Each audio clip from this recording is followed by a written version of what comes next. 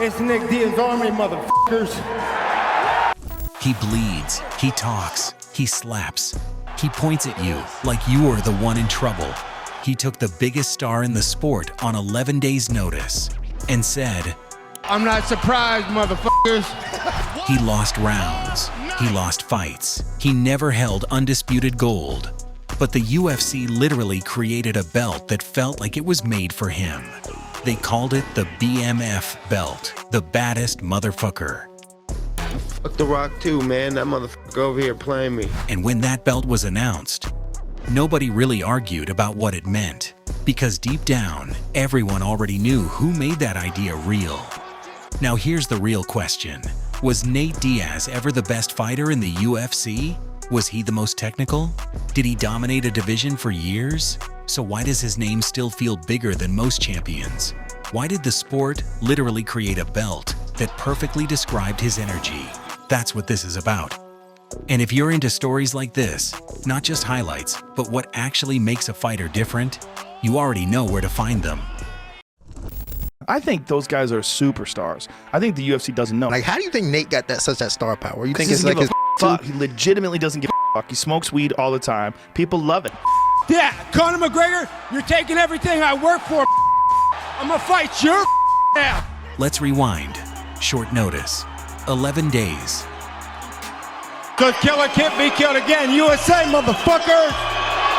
Nate Diaz, ladies and gentlemen! The biggest star the UFC had ever built. Everyone expected a coronation. Instead, Nate Diaz walked in like he had nothing to lose. He got hit, he bled, he kept talking.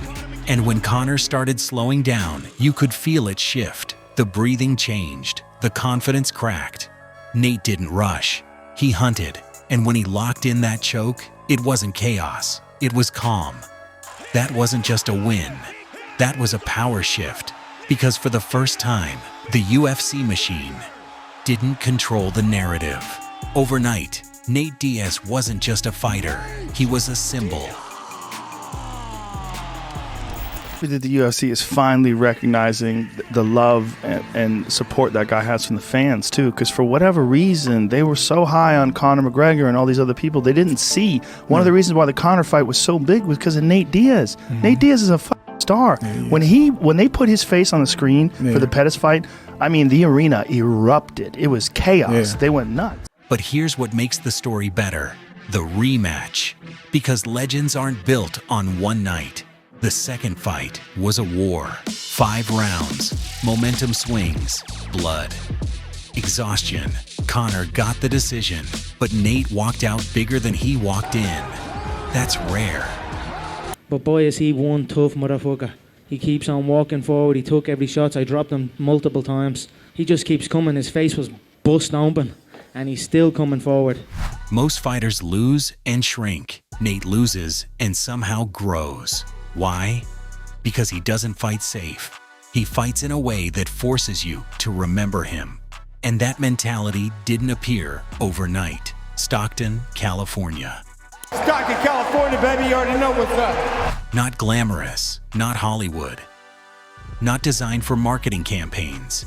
It's the kind of place that doesn't care about your image. It cares if you can survive. And Nate had Nick. The bullying, the picking, did that happen to you as a kid, and is that why you don't tolerate it? Okay. Hell nah. That never happened to you? No, I had a big brother, man. That's right. Not just a brother, a blueprint. Nick was already fighting wars before Nate got attention. Already clashing with the system. Already refusing to be polished. Who's the better fighter between you guys? That's a stupid question, dude.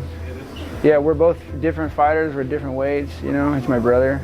I mean, like who would win? It's like, okay, why, like, or what? Like, that's stupid. You know, you're gonna ask me. So when Nate stepped into the gym, he didn't learn how to be a star. He learned how to endure. No fake respect, no fake persona. You fight or you don't. And if you fight, you don't quit. I'm gonna fight for a big deal and a big payday and a big reason, or what, I'm just gonna fight for fun because I like to hurt people? I don't think so. I don't like to hurt people. I don't like to ruin people's days. I just wanna live my life and I wanna fight. Most fighters panic when blood hits their eyes. Nate almost looks comfortable, like pain confirms he's in the right place. Technically, he's a high-volume boxer with relentless cardio and sharp jiu-jitsu, but that's not what makes him dangerous. It's the pace, the psychological pressure. Nate, as far as the fight itself with Leon, I mean, stylistically, is it one that excites you? Is it one that gets you pumped up for the challenge, or is this just a business assignment? I know you wanted the best fighter you could fight. What was the question? Look at the Leon Edwards fight. Nate was getting picked apart. Most fighters in that position fade quietly. They accept the loss. But Nate doesn't fight to survive. One shot changes the entire feeling of the arena. He points at Leon, smiles, starts walking him down. For a minute, just a minute, the world believed he might steal it. I'm an athlete, a warrior. We should always be ready to fight everybody on our worst day. And I want to give a shout out to my brother Nate Diaz, the main man. They're the new king of this motherfucker now, and it's right here, all right? Then the BMF belt happened. Not a title eliminator, not undisputed gold, a belt created purely for energy, for violence, for attitude.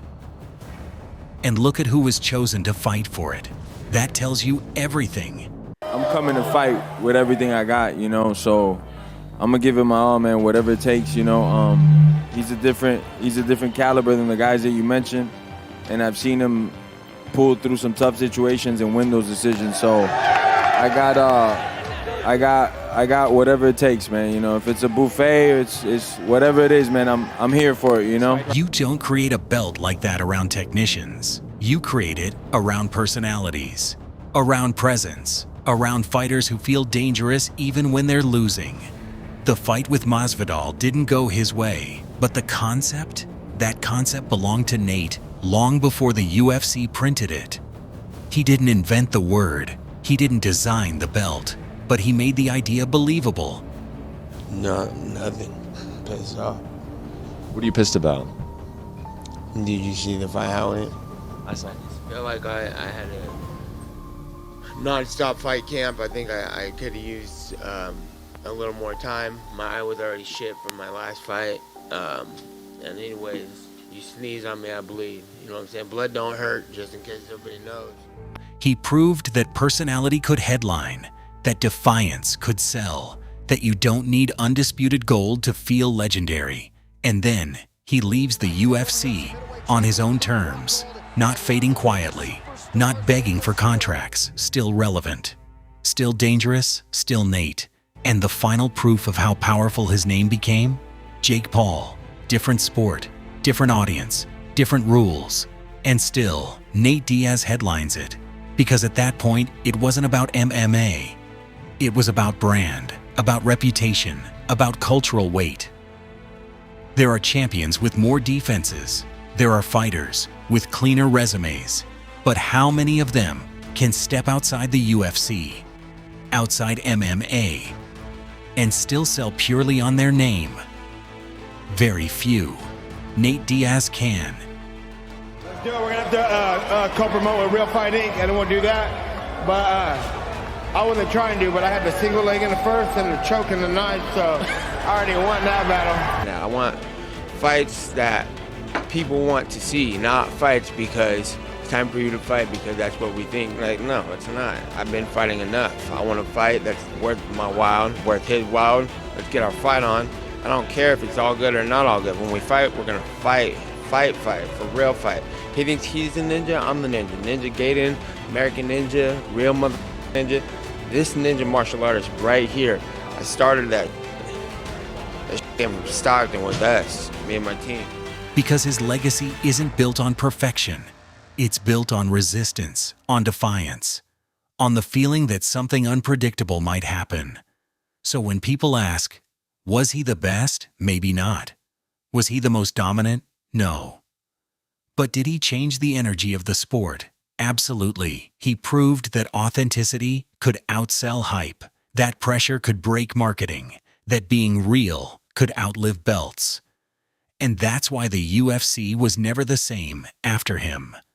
Not because he ruled a division, but because he forced the sport to value something different. And long after belts get forgotten, that kind of impact still headlines, still sells, still pays. That's legacy. And whether you love him or hate him, you still watch.